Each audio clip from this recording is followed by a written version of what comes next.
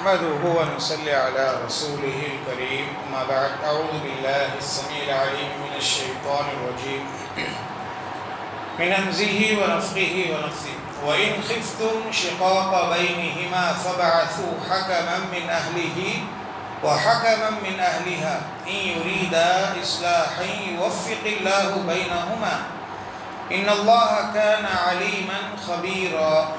محترم بھائیو، ابھی بھی آپ کے سامنے سورہ نساء سورت نمبر 4 کی آیت نمبر 35 اس پر 5 آپ کے سامنے تلاوت کی گئی ہے۔ اللہ فرماتے ہیں، اس سے پہلے آیت کریمہ میں ہم نے پڑھا تھا کہ اگر عورت سرکش نکلے، نافرمان نکلے، تو اس کو اسٹیپ بائی اسٹیپ کیسے ہم سدھار سکتے ہیں، اللہ نے اس کے طریقے بتلایا تھا۔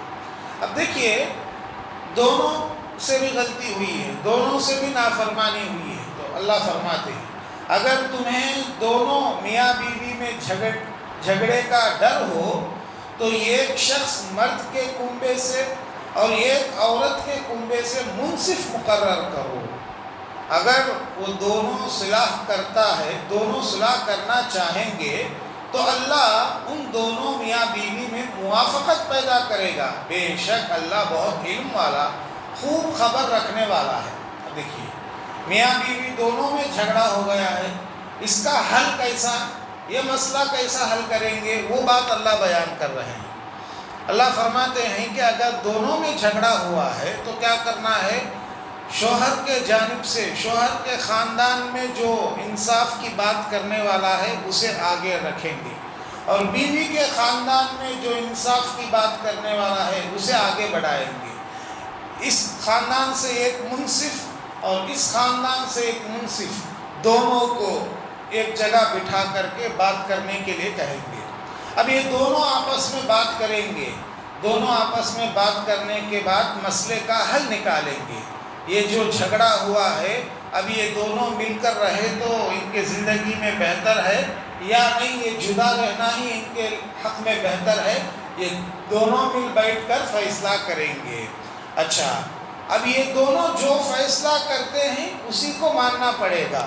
مل جل کر رہنا بول کر فیصلہ کرے تو مل جل کر رہیں گے، اور نہیں یہ دونوں میں نپٹا نہیں، کتنا بھی کوشش کر لو بیکار ہے بول کر بول دیے تو پھر دونوں کو الگ ہونا پڑے گا۔ لیکن اللہ فرماتے ہیں، غور کرو کہ اگر یہ دونوں مل جل کر بیٹھ کر، دونوں خاندان کے دو بڑے آدمی بیٹھ کر دونوں کے درمیان، میاں بیوی کے درمیان صلاح کی نیت سے جب بیٹھیں گے تو اللہ ضرور ان کے اندر کوئی نہ کوئی راستہ ملنے کا پیدا کرے گا۔ تو دیکھو اللہ کیا چاہتے ہیں، اللہ تو چاہتے ہیں مل جل کر رہے، اللہ تو چاہتے ہیں کہ دونوں میں صلاح ہو جائے۔ ہاں، انسان ہونے کے ناطے غلطی ہوئی ہوگی، میاں سے بھی ہوئی ہوگی، بیوی سے بھی ہوئی ہوگی، غلطی انسان سے ہی ہوتی ہے، لیکن اب جب دونوں آپس میں اگر صلاح کی نیت سے رہنا چاہتے ہیں، مل کر رہنا چاہتے ہیں، اللہ بھی دونوں کو ملائے گا، اللہ کے جانب سے توفیق ملے گی ملنے کی۔ یہ بات اللہ نے کہا، ان یریدا اصلاحا یوفق اللہ بینہما، اگر وہ دونوں صلاح کرنا چاہیں گے تو اللہ ان دونوں یعنی میاں بیوی میں موافقت پیدا کر دے گا۔ تو لہٰذا یہ مسئلہ بھی آج کے زمانے کا بہت ہی اہم ہے کہ میاں بیوی کے درمیان چھوٹے موٹے جھگڑے لمبے ہو جاتے اور باتوں کو باہر پھیلاتے پھرتے رہتے۔ شوہر کیا کرتا، اپنے فرینڈ سرکل میں میاں بیوی کی غیبت کرتا، اور بیوی کیا کرتی، اپنے جان پہچان کے لوگوں میں شوہر کے بارے میں برا بھلا کہتے رہتی۔ ارے دونوں آپس میں کیسے مل کر رہنا یہ سوچتے نہیں، اب جھگڑے کو لمبا کرتے رہتے نہیں۔ اللہ کا جو طریقہ، اللہ نے جو طریقہ اس آیت کریمہ میں بتلایا ہے، اگر اسے فالو کر کے دیکھیں گے آج کے بہت سارے جھگڑے ختم ہو جائیں گے۔ بیوی کے خاندان میں سے جو بزرگ ہے، انصاف کی بات کرنے والا ہے، اسے بلا بھیج کر، اور شوہر کے خاندان میں جو بزرگ ہے، انصاف کی بات کرنے والا، اسے بلا بھیج کر دونوں کو بٹھا کر کے بات کرنے سے مسئلے حل ہو جاتے ہیں، پہلے بیٹھتے ہی نہیں۔ تو لہٰذا محترم بھائیوں، بات چیت خاندان کی چل رہی ہے، تو یہ بات بھی اللہ نے کتنے اچھے انداز میں پیش کیا ہے. دیکھیے کہ اگر میاں بیوی کے درمیان جھگڑا ہو جائے تو اس کو دور کرنے کا طریقہ کیا ہے؟